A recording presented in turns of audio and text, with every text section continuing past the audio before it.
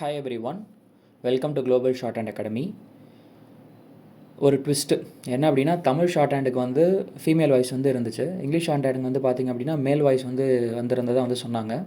அதுவும் வந்து லாஸ்ட் எக்ஸாமுக்கு யார் வாசித்தாங்களோ, அதாவது February 2022, August 2023, February 2024 இந்த எக்ஸாமினேஷனில் ஜூனியர் ஸ்பீடு வந்து யார் வாசித்தாங்களோ அவங்களே தான் வந்து பார்த்திங்கன்னா August 2024க்குமே வந்து டிக்டேஷன் வந்து வந்திருக்கு அவங்களுடைய வாய்ஸில். கண்டென்ட் எடுத்துக்கிட்டிங்க அப்படின்னா, ஸ்கூல் ஆனுவல் டேயில் வந்து பார்த்திங்கன்னா ப்ரைஸ் டிஸ்ட்ரிபியூஷன், அதுக்கப்புறமா வந்து பார்த்தீங்கன்னா மகாத்மா காந்தி பற்றி பேசுகிறது அப்படின்ற மாதிரி தான் வந்து ஒரு ஈஸியான டாபிக் தான் வந்து வந்துருச்சுன்னு சொல்லிட்டு ஸ்டூடெண்ட்ஸ் வந்து சொன்னாங்க. அதுக்கப்புறமா வந்து லெட்டர் பார்ட்டில் வந்து பார்த்திங்கன்னா அட்ரஸ் கொடுக்கல, டேரெக்டாக வந்து டிஎஸ்ஆர்ஸ் அப்படின்னு சொல்லிட்டு ஸ்டார்ட் பண்ணிட்டா மாதிரியும். Then diary business, okay, diary stationeries அது ரிலேட்டடாக வந்து கண்டென்ட் வந்து வந்திருந்து தான் வந்து சொன்னாங்க. கண்டென்ட் வந்து ஈஸின்னு தான் சொன்னாங்க.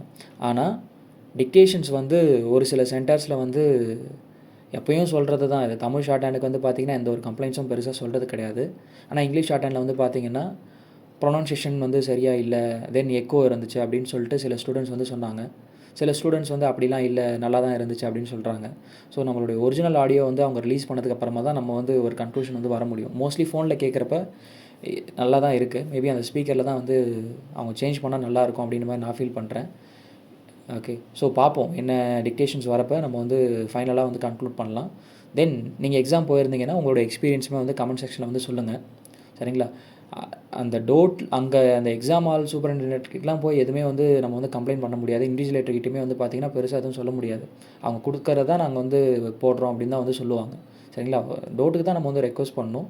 ஆனால் சில ஸ்டூடெண்ட்ஸ் நல்லா இருக்குது, சில ஸ்டூடெண்ட்ஸ் வந்து நல்லா இல்லை அப்படின்னு சொல்கிறப்ப டோட் சைட்லேயுமே வந்து பாஸ் பண்ணுறாங்களே இவ்வளோ பேர், இதனால் என்ன அப்படின்னு சொல்லிட்டு தான் அவங்களுமே வந்து கேட்பாங்க. ஸோ நம்ம வந்து நம்ம சைட்லேயுமே வந்து ஒரு ஒரு டெவலப் பண்ண வேண்டிய ஏரியான்னு சொல்லிட்டு ஒன்று இருக்குது. அப்படின்னா கொஞ்சம் கொஞ்சமாக அந்த இங்கிலீஷ் வந்து அந்த வாசிக்கிற அந்த திறன், இங்கிலீஷ் லிசன் பண்ணுற அந்த திறன் வந்து கொஞ்சம் கொஞ்சமாக இம்ப்ரூவ் பண்ணிக்கணும் அப்படின்றது என்னுடைய சைட்லேருந்து என்னுடைய சஜஷனாக உங்களுக்கு வந்து சொல்கிறேன்.